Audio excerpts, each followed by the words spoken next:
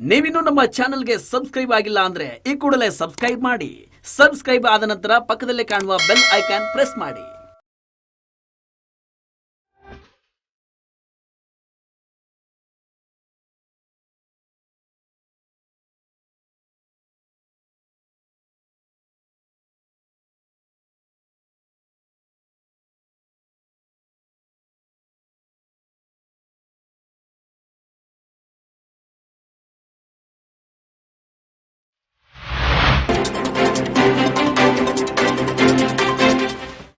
Super TV 7 ನ್ಯೂಸ್ಗೆ ಸ್ವಾಗತ. ನಾನು ಶ್ವೇತಾ ರಾಣಿ. ಮಂಡ್ಯದಲ್ಲಿ ಆಕ್ಸಿಜನ್ ಸಮಸ್ಯೆ ಉಲ್ಬಣಗೊಂಡ ಹಿನ್ನೆಲೆಯಲ್ಲಿ ಮಂಡ್ಯ ಮೆಡಿಕಲ್ ಕಾಲೇಜಿಗೆ ಸಚಿವ ಸುಧಾಕರ್ ಭೇಟಿ ನೀಡಿ ಅಧಿಕಾರಿಗಳೊಂದಿಗೆ ಸಭೆ ನಡೆಸಿ ಮಾಹಿತಿ ಸಂಗ್ರಹಿಸಿದರು.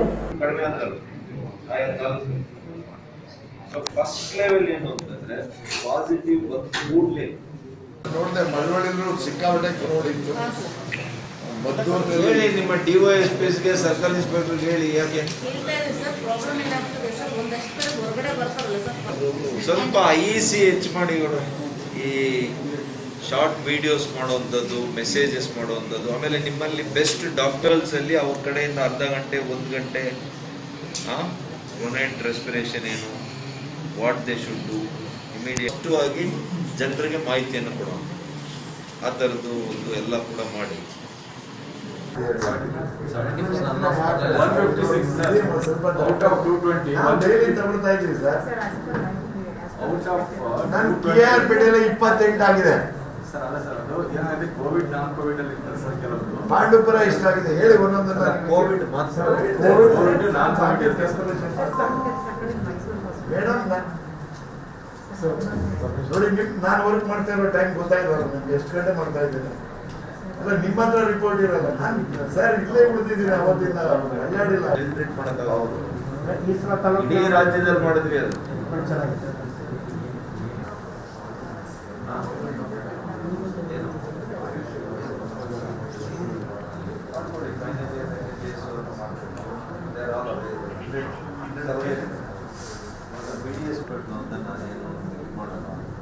ಕೆಲವು ಪೇಷಂಟ್ಸು ನೇರವಾಗಿ ನನಗೆ ಫೋನ್ ಮಾಡಿ ಯಾವ ಒಬ್ಬ ಡಾಕ್ಟ್ರು ನನ್ನ ಹತ್ರ ಬರ್ತಾ ಇಲ್ಲ ಅಂತ ಕಂಪ್ಲೇಂಟ್ ಮಾಡಿ.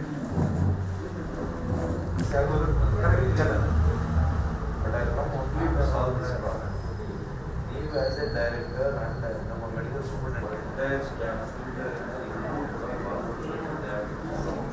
Just like normal road first ಕಾಲಲ್ಲಿ 7 ಆರ್ಟಿಫಿಷಿಯಲ್ ಲ್ಯಾಬ್ ಎಲ್ಲ ಇದೆ.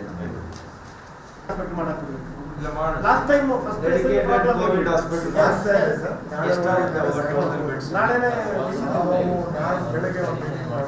ಟೋಟಲ್ ಪ್ರೈವೇಟ್ ಹಾಸ್ಪಿಟಲ್ ಎಷ್ಟಿದೆ ಮಂಡ್ಯ ಜಿಲ್ಲೆ? ಮಾಸ್ಕ್ ಹಾಕೊಳ್ಳಿ ಪೂರ್ತ. ಮಂಡ್ಯ ಪ್ರಾಪರ್ ಎಷ್ಟಿದೆ? ಮಂಡ್ಯ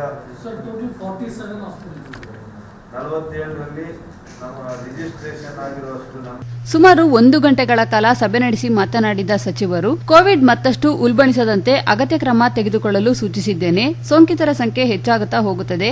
ಕೋವಿಡ್ ಬೆಡ್ಗಳ ಅಗತ್ಯವಿದೆ. ಖಾಸಗಿ ಆಸ್ಪತ್ರೆಗಳ 50% ಬೆಡ್ ಕೋವಿಡ್ಗೆ ಮೀಸಲಿಡಬೇಕು. ಆಕ್ಸಿಜನ್ ಕಡ್ಡಾಯವಾಗಿ ಬೇಕಿದೆ. ಮಿಮ್ಸ್ ಆಕ್ಸಿಜನ್ ಟ್ಯಾಂಕ್ ಸದಾ ತುಂಬಿರಬೇಕು. ಹೆಚ್ಚುವರಿಯಾಗಿ 300ರಿಂದ 350 ಜಂಬೋ ಸಿಲಿಂಡರ್ ಆಕ್ಸಿಜನ್ ಸರಬರಾಜು ಬೇಕಿದೆ. ಬಳ್ಳಾರಿಯಿಂದ ಮಂಡ್ಯಕ್ಕೆ ಪ್ರತಿನಿತ್ಯ 7 KL ಆಕ್ಸಿಜನ್ ಸರಬರಾಜಿಗೆ ಕ್ರಮ ವಹಿಸಲಾಗಿದೆ. ಹೊರ ರಾಜ್ಯಗಳಿಂದ ಬಂದವರಿಗೆ ಕ್ವಾರಂಟೈನ್ ಮಾಡಲಾಗುತ್ತದೆ. ಕಡ್ಡಾಯವಾಗಿ ಕ್ವಾರಂಟೈನ್ ಮಾಡಬೇಕು ಎಂದು SP ಅವರಿಗೆ ಸಚಿವರು ಸೂಚಿಸಿದರು. ನಂತರ ಸಚಿವರಾದ ನಾರಾಯಣಗೌಡ ಮಾತನಾಡಿ, ಆಕ್ಸಿಜನ್ ಕೊರತೆಯೇ ನಮ್ಮ ಮೇಜರ್ ಪ್ರಾಬ್ಲಮ್. ಆಕ್ಸಿಜನ್ ಎಲ್ಲೂ ಸಿಗ್ತಿಲ್ಲ. ಇದ್ದಂತಹ ಆಕ್ಸಿಜನ್ ಇವತ್ತು ಸಂಜೆಯವರೆಗೂ ಆಗಲಿದೆ. ಇನ್ಮುಂದೆ ಆಕ್ಸಿಜನ್ ಅಭಾವ ಎದುರಾಗಲಿದೆ. ಇವತ್ತು ರಾತ್ರಿ ನಾಳೆಗೆ ಕಷ್ಟವಿದೆ. ಅದಕ್ಕಾಗಿ ಖುದ್ದು ಆಕ್ಸಿಜನ್ ಫ್ಯಾಕ್ಟರಿಗೆ ಹೋಗುತ್ತಿದ್ದೇನೆ. ಖುದ್ದು ಮೈಸೂರಲ್ಲೇ ಉಳಿದು ಆಕ್ಸಿಜನ್ ಸಪ್ಲೈ ಮಾಡುತ್ತೇನೆ. ಎಷ್ಟು ಸಿಗುತ್ತೋ ಅಷ್ಟು ಆಕ್ಸಿಜನ್ ಮಂಡ್ಯಕ್ಕೆ ಕಳಿಸುತ್ತೇನೆ. ಇಲ್ಲ ಅಂತ ಕುಳಿತರೆ ಸಮಸ್ಯೆ ಜಾಸ್ತಿ ಆಗುತ್ತೆ. ಚಾಮರಾಜನಗರ ಸ್ಥಿತಿ ಮಂಡ್ಯಕ್ಕೆ ಬಾರದಂತೆ ಮಾಡ್ತೇನೆ ಎಂದರು. ಹೇಳಿದ್ರೆ ನಮ್ಮ ತಾಲೂಕು ವಾರು ಸಿಲಿಂಡರ್ಗಳೇ ಹೋಗಬೇಕು. ನಮಗೆ 350ರಿಂದ 400 ಸಿಲಿಂಡರ್ ಬೇಕಾಗ್ತಾ ಇದೆ. ಇದುವರೆಗೇನೋ ಅಡ್ಜಸ್ಟ್ ಆಯಿತು. ಯಾಕೆಂದರೆ ಅಶ್ವಥ್ ನಾರಾಯಣವರಿಂದ ಹಿಡಿದು ಡಾಕ್ಟರ್ ಸುಧಾಕರಿಂದ ಹಿಡಿದು ಪ್ರತಿಯೊಬ್ಬರು ಸಹಾಯ ಮಾಡಿದ್ದಾರೆ. ಈಗ ನಮಗೆ ಹ್ಯಾಂಡಿಕ್ಯಾಪ್ ಆಗ್ತಾ ಇದೀವಿ. ಅದಕ್ಕೆ ನಾನು ಫ್ಯಾಕ್ಟ್ರಿಗೆ ಹೋಗ್ತಾ ಇದ್ದೇನೆ. ನಾನು ಫ್ಯಾಕ್ಟ್ರಿಯಲ್ಲೇ ಕುಂತ್ಕೊಂಡು ಎಷ್ಟೆಷ್ಟು ಆಗುತ್ತೆ ಅದನ್ನು ತುಂಬಿ ಕಳಿಸೋದಕ್ಕೆ ಪ್ಲಾನ್ ಮಾಡೋಕ್ಕೆ ಹೋಗ್ತಾ ಇದ್ದೀನಿ. ಯಾಕೆಂದರೆ ಹ್ಯಾಂಡಿಕ್ಯಾಪ್ ಆಗೋಗಿದ್ದೀವಿ ನಾವು. ಈಗ ಸಾಯಂಕಾಲ ಗೊಂಟ ತೊಂದರೆ ಇಲ್ಲ ಸರ್. ಸಾಯಂಕಾಲವರೆಗೂ ನಮ್ಗೆ ಅಡ್ಜಸ್ಟ್ ಆಗುತ್ತೆ. ಆನಂತರ ನೈಟು ನಾಳೆಗೆ ಇವತ್ತು ನೈಟು ನಾಳೆಗೆ ಕಷ್ಟ ಇದೆ.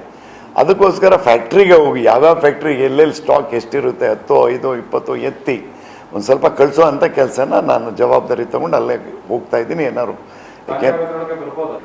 ಇಲ್ಲ ಹೆಡ್ಗಿರೋ ಪ್ರಶ್ನೆ ಅಂತ ಹೇಳಿದ್ರೆ ಏನಾಗಿದೆ, ಇಷ್ಟೊಂದು ಬೇಕಾಗ್ತದೆ ಅಂತೇಳಿ ನಮಗೆ ಜಡ್ಜ್ಮೆಂಟ್ ಇರಲಿಲ್ಲ ನಮಗೆ ಸರ್ಕಾರಕ್ಕೆ.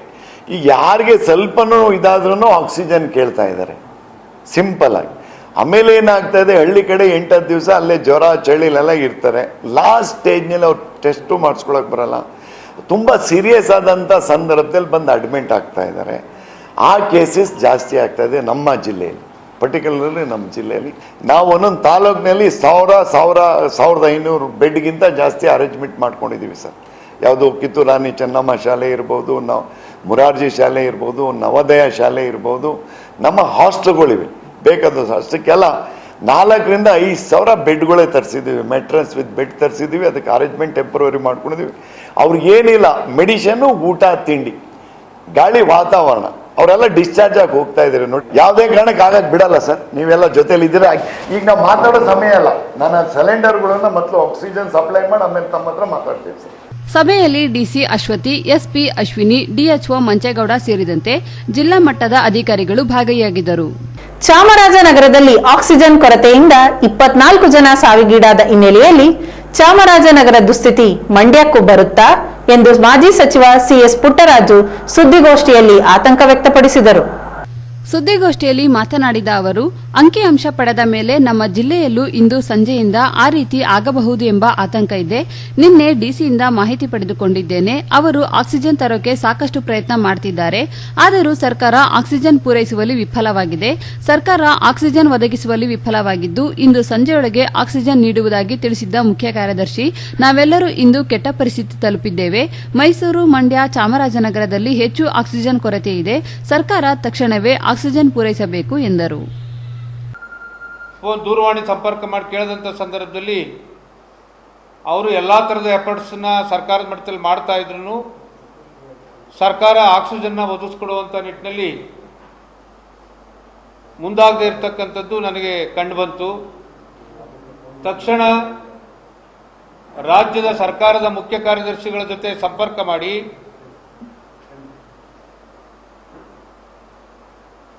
ಏನಾದರೂ ಸಂಜೆ ಒಳಗೆ ನಾನು ತೊಂದರೆ ಇಲ್ಲದೆ ನಾನು ಸಾರ್ಟ್ಔಟ್ ಮಾಡಿಕೊಡ್ತೀನಿ ಅಂತಕ್ಕಂಥ ವಾಗ್ದಾನ ಮಾಡಿದ್ರು.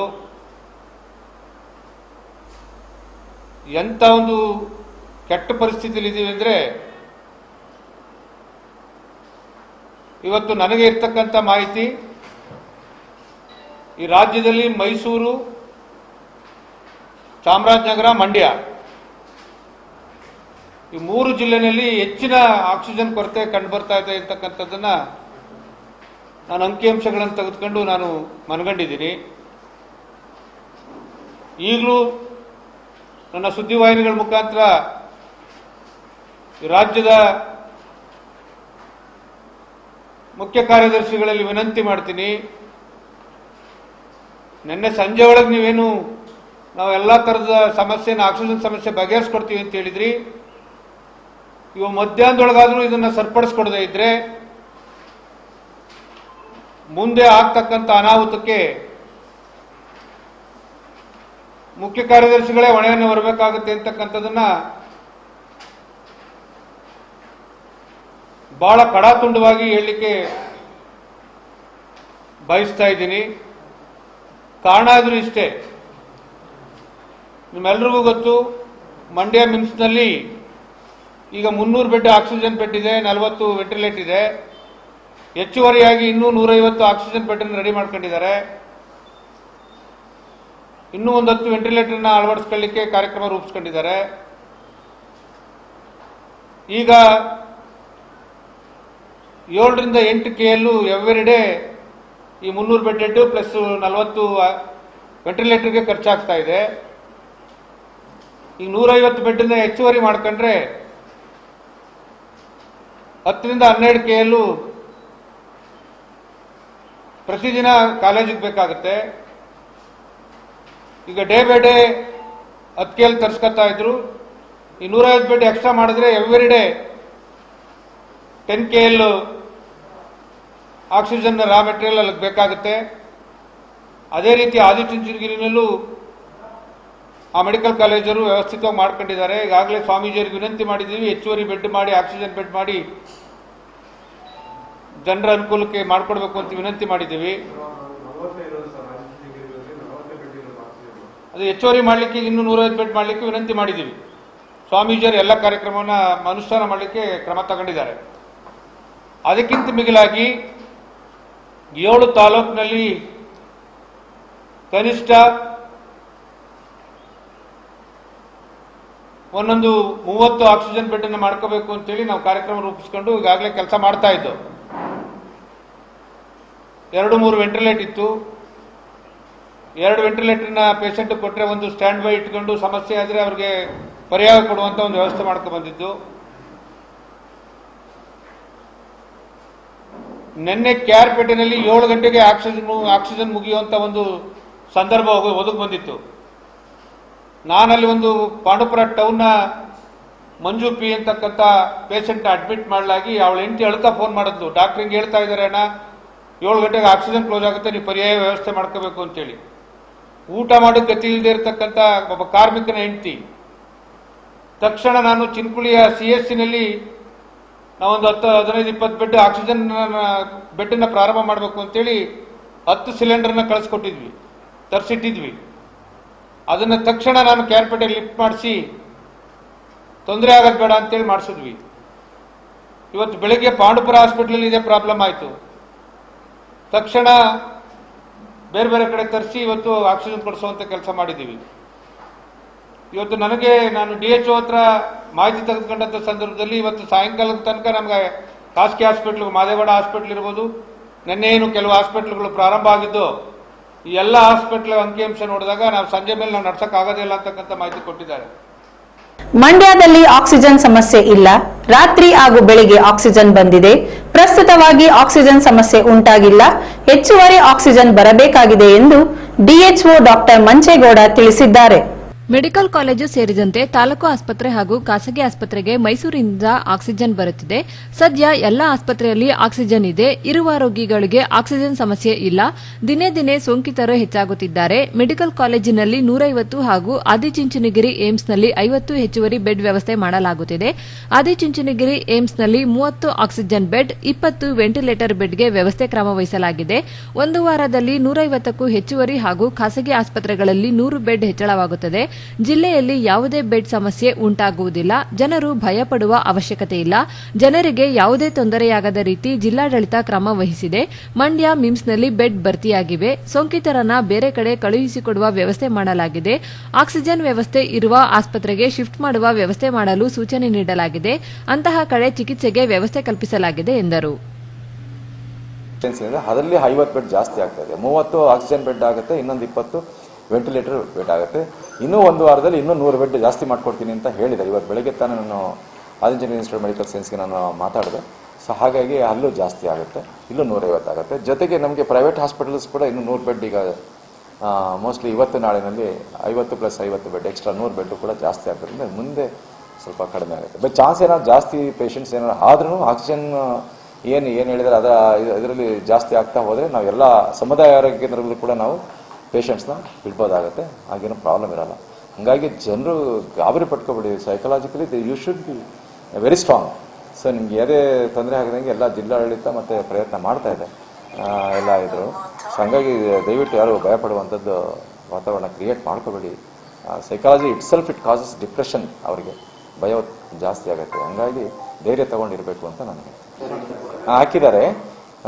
ಪೂರ್ಣ ಪ್ರಮಾಣವಾಗಿ ಅಲ್ಲಿ ಆಗಿದೆ. ಅದು ಖಾಲಿ ಆದಂಗೆ ನಾವು ಫಿಲ್ಪ್ ಮಾಡ್ತಾರೆ. ಮತ್ತೆ ಅಲ್ಲಿಂದ ಕೆಲವ್ರನ್ನ ಈ ಇದರಲ್ಲಿ ನಾನು ಕಿಲಾರದಲ್ಲಿ ಏನು ಓಪನ್ ಮಾಡಿದ್ದೇವೆ ಅಲ್ಲಿಗೆ ಕೂಡ ಶಿಫ್ಟ್ ಮಾಡಿದಾಗ ಅಂಥ ಟೈಮಲ್ಲಿ ಖಾಲಿ ಆಗುತ್ತೆ. ಅಟ್ ಪ್ರೆಸೆಂಟ್ ಹೋದಾಗ ಇರಲ್ಲ, ಬಟ್ ಇಂಪ್ರೂವ್ ಆದಾಗ ಅಥವಾ ಇನ್ನೊಂದು ಎಕ್ಸ್ಪೈರ್ಡ್ ಆದಾಗ ಖಾಲಿ ಆಗ್ತಾ ಇರುತ್ತೆ. ಆಗ ಫಿಲ್ ಮಾಡ್ಕೊತಾ ಇರ್ತಾರೆ.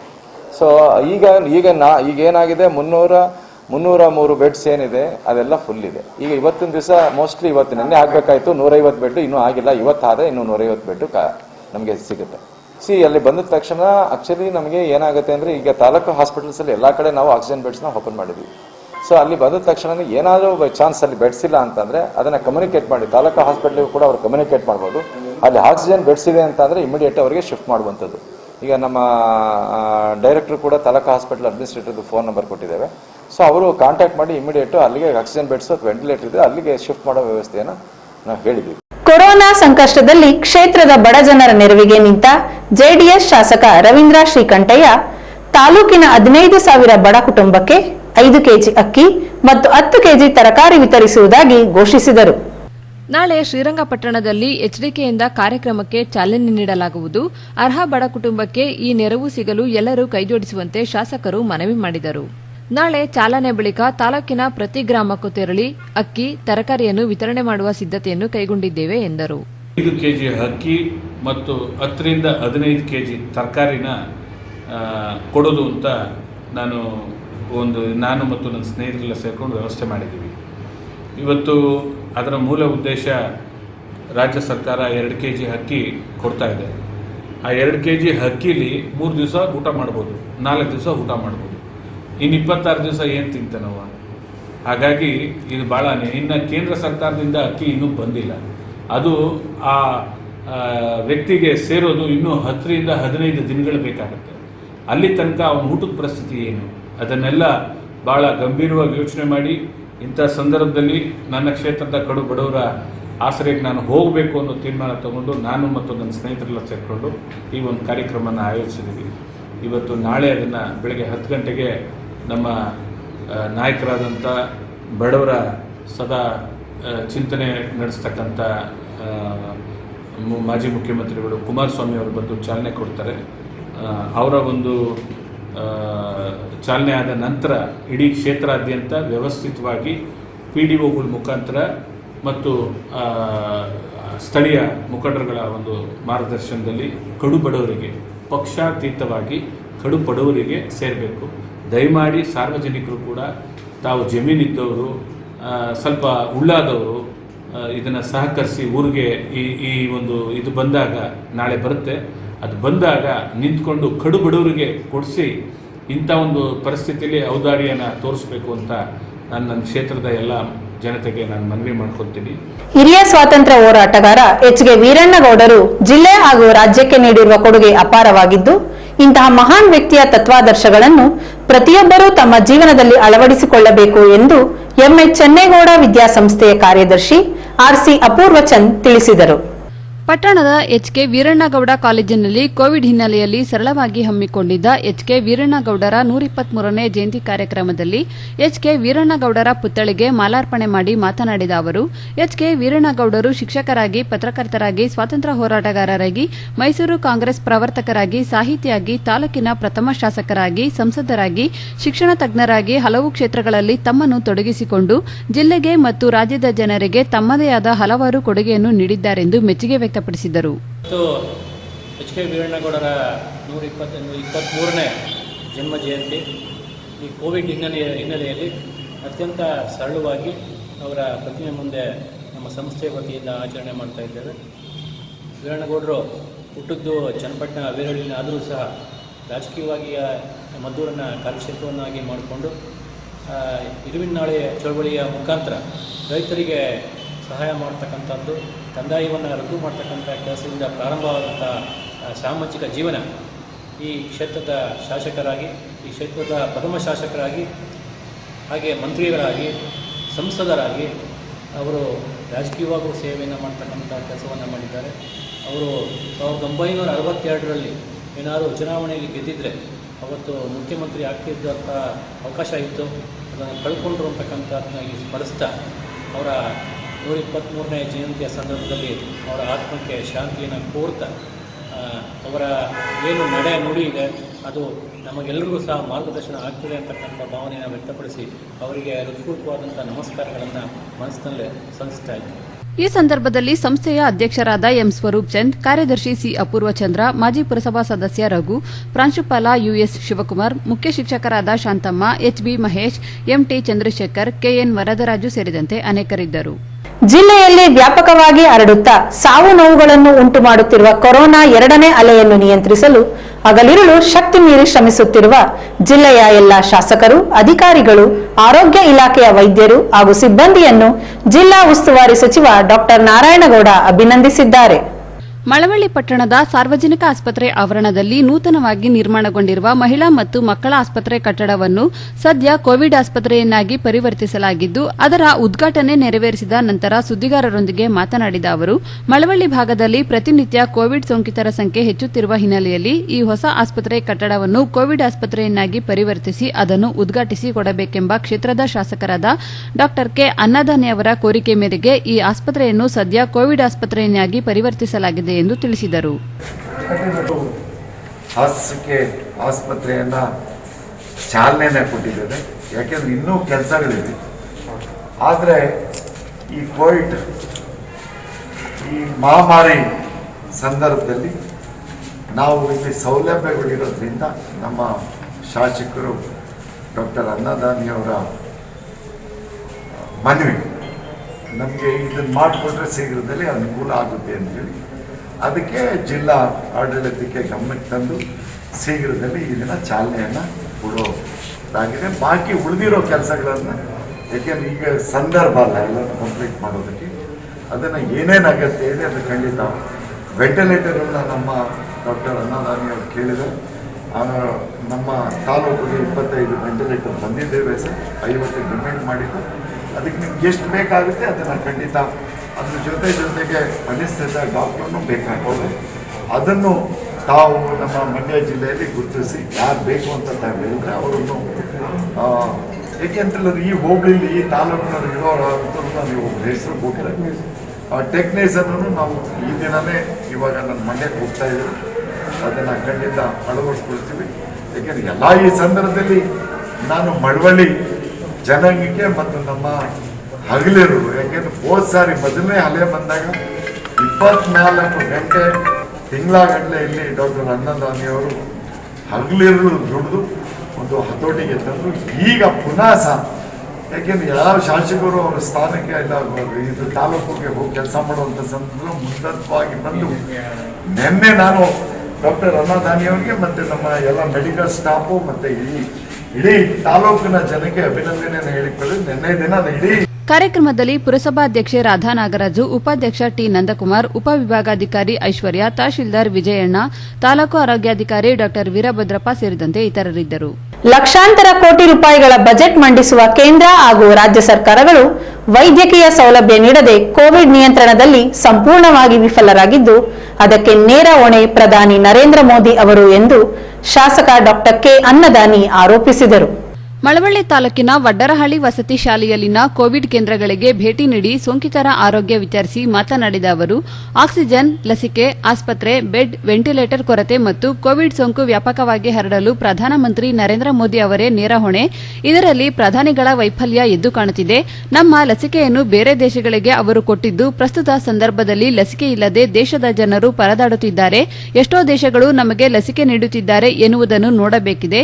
ಈ ಸಂದರ್ಭದಲ್ಲಿ ರಾಜಕೀಯ ಹೊರತುಪಡಿಸಿ ಹೇಳುವುದಾದರೆ ಪ್ರಧಾನಿ ನರೇಂದ್ರ ಮೋದಿ ನೇತೃತ್ವದ ಕೇಂದ್ರ ಸರ್ಕಾರ ಆಡಳಿತ ಸಂಪೂರ್ಣವಾಗಿ ಹಾಳಾಗಿದ್ದು, ಇದಕ್ಕೆ ಸಾಕ್ಷಿ ಇವತ್ತಿನ ವ್ಯವಸ್ಥೆಯಲ್ಲಿನ ಬೆಡ್, ಆಸ್ಪತ್ರೆ, ಆಕ್ಸಿಜನ್, ಆಂಬ್ಯುಲೆನ್ಸ್ ಸಿಗದೆ ಜನರು ಫುಟ್ಪಾತ್ನಲ್ಲಿ ಸಾಯುತ್ತಿರುವುದು, ವಿಶೇಷವಾಗಿ ಯುವಕರು ವೈದ್ಯಕೀಯ ಕೊರತೆಗಳಿಂದ ಸಾಯುವುದಕ್ಕೆ ಮೋದಿ ಅವರೇ ಕಾರಣ ಎಂದರು. ಲಸಿಕೆ, ಬೆಡ್ಡು, ಆಸ್ಪತ್ರೆ ಕೊರತೆ ಕಾರಣ ಸರ್ಕಾರ. ಇವತ್ತು ಲಕ್ಷಾಂತರ ಕೋಟಿ ಬಡ್ಜೆಟ್ ಮಾಡೋ ಗೌರ್ಮೆಂಟ್, ಅದು ಕೇಂದ್ರ ಸರ್ಕಾರ ಆಗಿರ್ಬೋದು, ರಾಜ್ಯ ಸರ್ಕಾರ ಆಗಿರ್ಬೋದು, ಇದು ಸಂಪೂರ್ಣವಾಗಿ ವಿಫಲರಾಗಿದ್ದಾರೆ ಅಂತ ಹೇಳಿ ನೇರವಾಗಿ ಹೇಳಲಿಕ್ಕೆ ಬಯಸ್ತೇನೆ. ಅದರಲ್ಲೂ ಪ್ರಧಾನಮಂತ್ರಿಯವರು ಸಂಪೂರ್ಣವಾಗಿ ವಿಫಲರಾಗಿದ್ದಾರೆ. ನಮ್ಮ ಲಸಿಕೆಯನ್ನು ಬೇರೆ ದೇಶಕ್ಕೆ ಅವರು ಕೊಟ್ಟಂಥ ಸಂದರ್ಭಗಳನ್ನು ನೋಡಿದ್ದೇವೆ. ಇವತ್ತು ಕೊಟ್ಟಿದ್ದಾರೆ, ಇವತ್ತು ನಮಗೆ ಲಸಿಕೆ ಇಲ್ಲ. ಎಷ್ಟು ಜನ ದೇಶದವರು ಮತ್ತೆ ನಮಗೆ ಲಸಿಕೆನ ಕೊಡ್ತಾ ಇದ್ದಾರೆ ಅಂತಕ್ಕಂಥದ್ದು ಭಾಳ ಮುಖ್ಯ. ಯಾವುದೋ ಒಂದು ಪತ್ರಿಕೆ ಟಿ ವಿಲಿ ನೋಡಿದರೆ ಅಮೇರಿಕಾದವ್ರು ಕೊಟ್ಟವ್ರೆ, ರಷ್ಯಾದವ್ರು ಕೊಡ್ತಾ ಇದ್ದಾರೆ, ಚಿಕ್ಕ ಪುಟ್ಟ ರಾಷ್ಟ್ರ ಏನು ಸಿಂಗಪುರ್ ಕೊಟ್ಟಿದ್ದಾರೆ, ಹಾಗೆ ಹೀಗೆ ಅಂತ ಬೆಲ್ಜಿಯಂ ಎಲ್ಲ ಹೇಳ್ತಾ ಇದ್ದಾರೆ. ಪಾಕಿಸ್ತಾನ ಕೂಡ ಕೊಟ್ಟಿದ್ದಾರೆ ಆಕ್ಸಿಜನ್ನು, ಆಯಿತಾ. ಈ ಸಂದರ್ಭದಲ್ಲಿ ನಾವು ರಾಜಕೀಯವನ್ನು ಹೊರತುಪಡಿಸಿ ಹೇಳೋದಾದರೆ ಇಲ್ಲಿ ಸಂಪೂರ್ಣವಾಗಿ ಪ್ರಧಾನಮಂತ್ರಿ ಆಡಳಿತ, ನರೇಂದ್ರ ಮೋದಿ ಆಡಳಿತ ಸಂಪೂರ್ಣವಾಗಿ ದೇಶದಲ್ಲಿ ಹಾಳಾಗಿದೆ. ಇದಕ್ಕೆ ಸಾಕ್ಷಿ ಇವತ್ತಿನ ವ್ಯವಸ್ಥೆ. ಬೆಡ್ ಸಿಗ್ತಾ ಇರೋದು, ಆಸ್ಪತ್ರೆ ಸಿಗ್ತಾ ಇರೋದು, ಜನ ಫುಟ್ಪಾತಲ್ಲಿ ಸಾಯ್ತಾ ಇರೋದು, ಮತ್ತು ಆಂಬುಲೆನ್ಸಲ್ಲಿ ಆಕ್ಸಿಜನ್ ಕೊಡ್ತಾ ಇರೋದು. ಅವರು ಇವತ್ತು ಯುವಕರು ವಿಶೇಷವಾಗಿ 28-30 ವರ್ಷದ 40 ವರ್ಷದ ಹುಡುಗರು ಜೀವ ಬಿಡ್ತಾ ಇರೋದು ಕಾರಣ ಶ್ರೀಮಾನ್ ಮೋದಿ ಅವರು ಅಂತಂದ್ರೆ ನೇರವಾಗಿ ಹೇಳಿದ್ರು. ಇದೇ ವೇಳೆ ತಹಶೀಲ್ದಾರ್ ಎಂ ವಿಜಯಣ್ಣ, ತಾಲೂಕು ನೋಡಲ್ ಅಧಿಕಾರಿ ಅಶ್ವಥ್, ತಾಲೂಕು ಪಂಚಾಯಿತಿ ಇಒ ಬಿಎಸ್ ಸತೀಶ್, ತಾಲೂಕು ವೈದ್ಯಾಧಿಕಾರಿ ಡಾ ವೀರಭದ್ರಪ್ಪ, ಸಿಡಿಪಿಒ ಕುಮಾರ್ ಸೇರಿದಂತೆ ಹಲವರಿದ್ದರು. ವಿಷಪೂರಿತ ಪಶು ಆಹಾರ ಸೇವಿಸಿ ರಾಸುಗಳು ಸಾವನ್ನಪ್ಪಿರುವ ಘಟನೆ ಮಂಡ್ಯ ಜಿಲ್ಲೆ ಶ್ರೀರಂಗಪಟ್ಟಣ ತಾಲೂಕಿನ ಪಿ ಹೊಸಹಳ್ಳಿ ಬಳಿಯ ಜಕ್ಕನಕುಪ್ಪೆ ಗ್ರಾಮದಲ್ಲಿ ನಡೆದಿದೆ. ವೆಂಕಟೇಶ್ ಎಂಬ ರೈತನಿಗೆ ಸೇರಿದ ಮೃತ ರಾಸುಗಳು, ಒಂದು ಎಮ್ಮೆ, ಒಂದು ಹಸು ರಾತ್ರಿ ವಿಷಪೂರಿತ ಪಶು ಆಹಾರ ಸೇವಿಸಿ ಸಾವನ್ನಪ್ಪಿವೆ. ಗಣೇಶ್ ಗೋಲ್ಡ್ ಹೆಸರಿನ ಪಶು ಆಹಾರ ತಿಂದು ಸಾವಿಗೀಡಾಗಿರೋ ಬಗ್ಗೆ ರೈತರು ಆಕ್ರೋಶ ವ್ಯಕ್ತಪಡಿಸಿದ್ದಾರೆ. ರಾಸುಗಳನ್ನು ಕಳೆದುಕೊಂಡ ಬಡ ರೈತ ಕಂಗಾಲಾಗಿದ್ದು ಪರಿಹಾರಕ್ಕಾಗಿ ಮನವಿ ಮಾಡಿದ್ದಾರೆ. ವಿಷಪೂರಿತ ಪಶು ಆಹಾರ ತರಿಸಿರೋ ಕಂಪನಿ ವಿರುದ್ಧ ಕ್ರಮಕ್ಕೆ ಒತ್ತಾಯಿಸಿದ್ದಾರೆ. ಈ ಬಗ್ಗೆ ಕೆಆರ್ಎಸ್ ಪೊಲೀಸ್ ಠಾಣಾ ವ್ಯಾಪ್ತಿಯಲ್ಲಿ ಪ್ರಕರಣ ದಾಖಲಾಗಿದೆ. ಗೋಲ್ಡ್ ಅಂತ ಹೇಳ್ಬಿಟ್ಟು ಫೀಡ್ನಲ್ಲಿ ಯೂರಿಯಾ ಮಿಕ್ಸ್ ಆಗಿ ಆ ಯೂರಿಯಾನ ಹಸುಗೆ ಕೊಟ್ಟಂತ ಸಂದರ್ಭದಲ್ಲಿ ಆ ಹಸು ತಿಂದು ನಿನ್ನೆ ರಾತ್ರಿ ಕೊಟ್ಟಿರೋ ತಿಂಡಿ ಇವತ್ತು ಬೆಳಗ್ಗೆ ಆ ಹಸು ಮತ್ತೆ ಎಮ್ಮೆ ಎರಡು ಸತ್ತಿದೆ. ಇದರಿಂದ ನಮ್ಮ ರೈತರು, ಬಡ ರೈತರು, ಇವರು ಆ ಬಡ ರೈತರಿಗೆ ಸೂಕ್ತವಾದಂಥ ಪರಿಹಾರವನ್ನ ನಮ್ಮ ತಾಲೂಕು ಆಡಳಿತ ಇರ್ಬೋದು, ಜಿಲ್ಲಾ ಆಡಳಿತ ಇರ್ಬೋದು, ಆ ರೈತನಿಗೆ ಆ ನಷ್ಟವನ್ನ ತುಂಬಿಕೊಡ್ಬೇಕು ಅಂತೇಳಿ ನಾನು ಮನವಿಯನ್ನ ಮಾಡ್ತೀನಿ. ಈ ನಷ್ಟವನ್ನ ಅತಿ ಶೀಘ್ರದಲ್ಲಿ ಕೊಡಬೇಕು.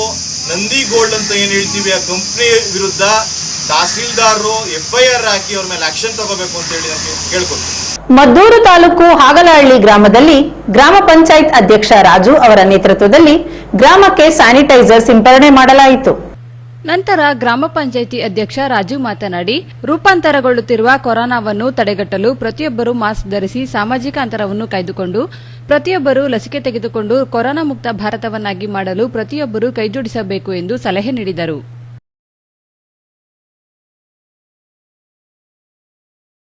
ಇದೇ ವೇಳೆ ಎಸ್ಐ ಹೊನ್ನಲಗೆರೆ ಗ್ರಾಮ ಪಂಚಾಯಿತಿ ಸಿಬ್ಬಂದಿಗಳು ಗ್ರಾಮದ ಪ್ರತಿ ಬೀದಿಗಳಿಗೂ ಸ್ಯಾನಿಟೈಸರ್ ಸಿಂಪಡಿಸಿದರು. ಲಾಕ್ಡೌನ್ ಸಂದರ್ಭದಲ್ಲೂ ಸಾಲದ ಹಣವನ್ನು ಕಡ್ಡಾಯವಾಗಿ ಮರುಪಾವತಿ ಮಾಡುವಂತೆ ಮೈಕ್ರೋ ಫೈನಾನ್ಸ್ಗಳು ಮಹಿಳೆಯರಿಗೆ ಬೆದರಿಕೆ ಹಾಕುತ್ತಿದ್ದು 3 ತಿಂಗಳು ವಸೂಲಿ ಮುಂದೂಡಬೇಕು, ಕಿರುಕುಳ ನೀಡಿದರೆ ಆತ್ಮಹತ್ಯೆ ಮಾಡಿಕೊಳ್ಳುವುದಾಗಿ ಮಹಿಳೆಯರು ಎಚ್ಚರಿಕೆ ನೀಡಿದರು. ಪಟ್ಟಣದ 4ನೇ ವಾರ್ಡಿನಲ್ಲಿ ಒಗ್ಗೂಡಿದ 100 ಮಹಿಳೆಯರು ಮೈಕ್ರೋ ಫೈನಾನ್ಸ್ಗಳಲ್ಲಿ ನಾವು ಸಾಲ ಪಡೆದು ನಮ್ಮ ವ್ಯವಹಾರಗಳನ್ನು ನಡೆಸುತ್ತಿದ್ದೇವೆ. ಇದುವರೆಗೂ ಯಾವುದೇ ಅಡ್ಡಿ ಆತಂಕ ಇಲ್ಲದೆ ಸಾಲವನ್ನು ನಿಗದಿತ ಅವಧಿಯೊಳಗೆ ಮರುಪಾವತಿ ಮಾಡಿದ್ದೇವೆ. ಆದರೆ ಲಾಕ್ಡೌನ್ ಕಾರಣ ಯಾವುದೇ ಕೆಲಸ ಸಿಗುತ್ತಿಲ್ಲ. ಜತೆಗೆ ವ್ಯಾಪಾರ ಮಾಡಲು ಅವಕಾಶ ಇಲ್ಲದ ಕಾರಣ ಹಣದ ವಹಿವಾಟು ಸಂಪೂರ್ಣ ಸ್ಥಗಿತಗೊಂಡಿದೆ. ನನ್ನ ಸಂಸಾರ ನಡೆಸುವುದೇ ಕಷ್ಟವಾಗಿದೆ ಎಂದು ಮಹಿಳೆಯರು ರೋಧಿಸಿದರು. ಕರೋನಾ ಪ್ರಯುಕ್ತ ನಮಗೆ ಸಾಲ ಕಟ್ಟಕ್ಕಾಗಲ್ಲ ಅಂತ ನಾವು ಹೇಳೋದಿಕ್ಕಾಗೋದಿಲ್ಲ. ಯಾಕಂದ್ರೆ ನಮ್ಮ ಸಮಯಕ್ಕೆ ಕೊಟ್ಟಿದ್ದಾರೆ. ಸೊ ನಮ್ಗೆ ಒಂದು ಕರೋನಾ ಮುಗಿಯೋ ತನಕನಾದ್ರು ನಮ್ಗೆ ಅವಕಾಶವನ್ನ ಮಾಡ್ಕೊಡೋದಕ್ಕೋಸ್ಕರ ನಮ್ಮ ಎಲ್ಲ ಯಾವ್ಯಾವ ಸಂಘಗಳಿದೆ ಅದ್ರ ಕಡೆಯಿಂದ ನಾವು ಕೇಳ್ಕೊತಾ ಇದೀವಿ. ಕಟ್ಟಲ್ಲ ಅಂತ ಮಾತ್ರ ಹೇಳೋದಿಲ್ಲ, ಕಟ್ಕೊಡ್ತೀವಿ. ಅದೇ ಕರೋನಾ ಮುಗಿಬೇಕು. ಕರೋನಾ ಎಲ್ಲಿ ಗಂಟ ಮುಗಿಯುತ್ತೋ ನಮಗ್ ಗೊತ್ತಿಲ್ಲ. ಈ ಸರ್ಕಾರದವರು ಲಾಕ್ಡೌನ್ ಅಂತ ಮಾಡ್ತಾನೆ ಬರ್ತಾ ಇದ್ದಾರೆ. ಅವ್ರು ನಮ್ಮ ಒಂದು ಜೀವ ರಕ್ಷಣೆಗಾಗಿ ಅವ್ರು ಮಾಡ್ತಾ ಇದಾರೆ, ಇಲ್ಲ ಅಂತ ನಾವು ಹೇಳ್ತಾ ಇಲ್ಲ. ಆದ್ರೆ ಈ ಲಾಕ್ಡೌನ್ ಮುಗಿಯೋ ತನಕ ನಮ್ಗೆ ಕಟ್ಟೋದಿಕ್ ಆಗಲ್ಲ. ಯಾಕೆಂದ್ರೆ ಈಗ ಮಾಲ್ಗಳಾಗಿರ್ಬೋದು, ರೆಸ್ಟೋರೆಂಟ್ಸ್ ಆಗಿರ್ಬೋದು ಎಲ್ಲ ಲಾಕ್ಡೌನ್ ಆಗಿದೆ. ಎಲ್ಲ ಸೀಲ್ ಮಾಡ್ತಾ ಇದಾರೆ, ಎಲ್ಲ ಲಾಕ್ಡೌನ್ ಆಗ್ತಾ ಇದೆ. ಬೆಳಗ್ಗೆ 6 ಗಂಟೆಯಿಂದ 10 ಗಂಟೆ ಗಂಟ ಮಾತ್ರ ದುಡಿಯೋದಕ್ಕೆ ಅವಕಾಶ ಮಾಡ್ಕೊಡ್ತಾ ಇದ್ದಾರೆ. ಈಗ ಸ್ವಲ್ಪ ದಿನ ಹೋದ್ರೆ ಅದು ಕೂಡ ಇರೋದಿಲ್ಲ. ಆದ್ರಿಂದ ನಮ್ಗೆ ಸ್ವಲ್ಪ ಸಾಲ ತೀರ್ಸೋದಕ್ಕೆ ನಮ್ಗೆ ಅವಕಾಶ ಮಾಡ್ಕೊಡಿ. ಎಲ್ಲಿ ತನಕ? ಈ ಕರೋನಾ ಮುಗಿಯೋ ತನಕ. ಆಮೇಲೆ ನಾವು ಕಟ್ಕೊಡ್ತೀವಿ ಸರ್. ವಿಶ್ವ ಪತ್ರಿಕಾ ದಿನದ ಅಂಗವಾಗಿ ಪತ್ರಕರ್ತರಿಗೆ ಮುಖಕವಚ, ಮಾಸ್ಕ್, ಸ್ಯಾನಿಟೈಸರ್ ಹಾಗೂ ಹ್ಯಾಂಡ್ ಗ್ಲೌಸ್ಗಳನ್ನು ಡಿವೈಎಸ್ಪಿ ಸಂದೇಶ್ ಕುಮಾರ್ ವಿತರಿಸಿದರು.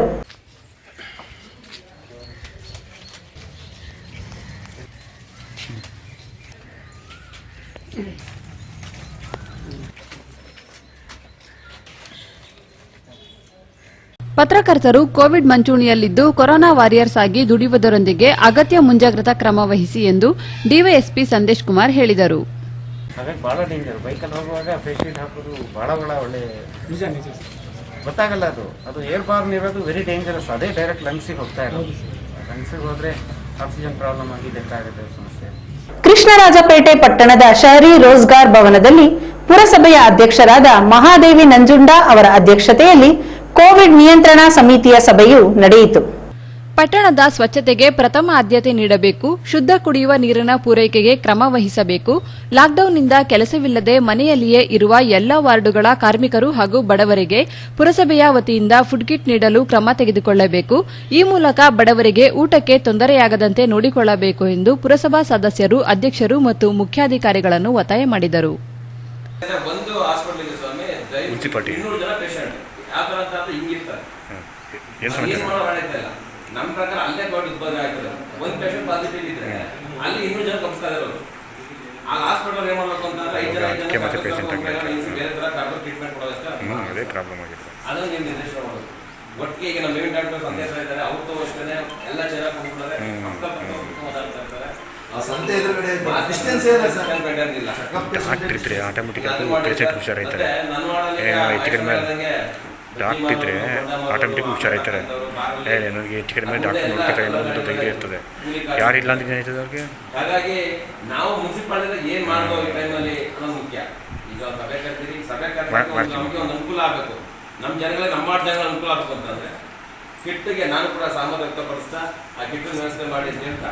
ಮತ್ತೆ ಇವತ್ತು ಮೂಲಭೂತ ಸೌಕರ್ಯ ಹೇಳಿದ್ರು, ಲೈಟ್ಸು ಮತ್ತೆ ಏನೀಗ ವಾಟರ್ ಟ್ಯಾಂಕ್ಗಳಿಗೆ ಕೊಡಲಿಲ್ಲ. ನಮಗೆ ಒಂದು 10 ವರ್ಷ 15 ವರ್ಷ ಆಯ್ತು, ಯಾವ ಟ್ಯಾಂಕ್ ಕೂಡ ಕ್ಲೀನ್ ಮಾಡಿಲ್ಲ, ಯಾವ ಟ್ಯಾಂಕ್ ಕೂಡ ಅದಕ್ಕೆ ಒಂದು ವಾಲ್ ಚೇಂಜ್ ಮಾಡಿಲ್ಲ, ಯಾವ ಟ್ಯಾಂಕ್ ಗಳಿಗೂ ಅದನ್ನ ಕ್ಲೀನ್ ಮಾಡಿ ಆಲಂ ಪೌಡರ್ ಹಾಕಿಲ್ಲ. ನಾನು ಕೂಡ ಒಂದು ವರ್ಷ ನಮ್ಮ ಎನ್ವೈರನ್ಮೆಂಟ್ ಇಂಜಿನಿಯರ್ ಬಂದ ತಕ್ಷಣ ಹೇಳಿದೆ, ಎನ್ವೈರನ್ಮೆಂಟ್ ಇಂಜಿನಿಯರ್ಗೆ ಆಲಮ್ ಬ್ಲೀಚಿಂಗ್ ಪೌಡರ್ ಮೇಡಮ್ ಅಷ್ಟೆಲ್ಲ ಹಾಕ್ಸಿ ಅಂತ. ಯಾಕೆಂದ್ರೆ ಜನಗಳಿಗೆ ಒಂದು ನಮ್ಮ ಮುನ್ಸಿಪಾಲಿಟಿ ಇದೇ ಕೂಡ ಚರಂಡಿ ಕ್ಲೀನ್ ಮಾಡಬೇಕು, ಕ್ಲೀನ್ ಮಾಡಿದ ತಕ್ಷಣ ಅದಕ್ಕೆ ಆಲಮ್ ಬ್ಲೀಚಿಂಗ್ ಪೌಡರ್ ಹಾಕಿದ್ರೆ ಏನೋ ಮುನ್ಸಿಪಾಲಿಟಿ ಕೆಲಸ ಮಾಡ್ತಾರೆ ಕಣಪ್ಪ ಅನ್ನೋ ಒಂದು ಗೌರವ ಇರ್ತದೆ.